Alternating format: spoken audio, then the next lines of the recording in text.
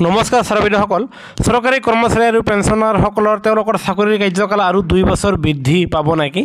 এই সন্দৰ্ভত আমি এক স্পষ্টীকৰণ দিবলৈ ওলাইছোঁ। হয় ছাৰ বাইদেউসকল, কিয়নো ইতিমধ্যে যোৱাকালি এক বাতৰি প্ৰকাশিত হৈছিলে য'ত কেন্দ্ৰীয় চৰকাৰৰ অধীনৰ চৰকাৰী কৰ্মচাৰীসকলৰ অৱসৰৰ বয়স 60 বছৰৰ ঠাইত আৰু 2 বছৰ বৃদ্ধি কৰি 62 বছৰ কৰাৰ কাৰণে এক আপোনাৰ নটিচ মেছেজ আপোনাৰ এয়া প্ৰকাশ পাইছে, যিটো আপোনালোকে ইতিমধ্যে আমাৰ চেনেলৰ যোগেদি নাইবা আপোনালোকে সামাজিক মাধ্যমৰ যোগেদি লাভ কৰিছে আৰু যাৰ ফলত আমি ইয়াৰ ভিতৰুৱা খবৰটো জানিবলৈ সক্ষম হৈছোঁ আৰু যাৰ ফলত আমি ঊৰ্ধ্বতম কৰ্তৃপক্ষৰ সৈতে সেয়া খবৰ কৰি জানিব পাৰিলোঁ যে যোৱাকালি যিটো কৰ্মচাৰীৰ 2 বছৰ আপোনালোকৰ চাকৰি কাৰ্যকাল বৃদ্ধি পাইছে বুলি যি এটা ভাইৰেল হৈ আছে এটা নটিচ, সেয়া একচুৱেলি 4G হয়, এয়া ফ্ৰড হয়।